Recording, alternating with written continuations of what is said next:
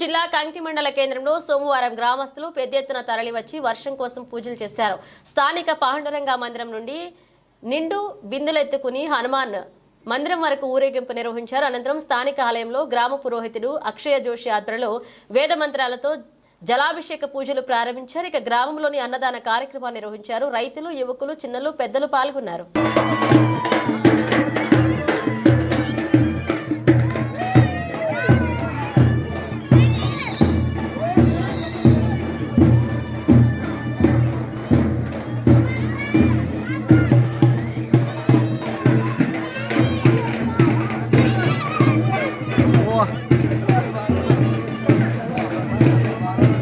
अरे वेणु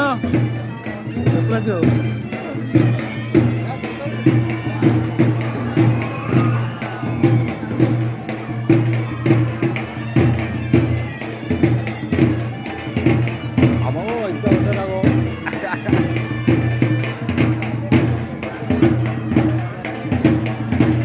ए चल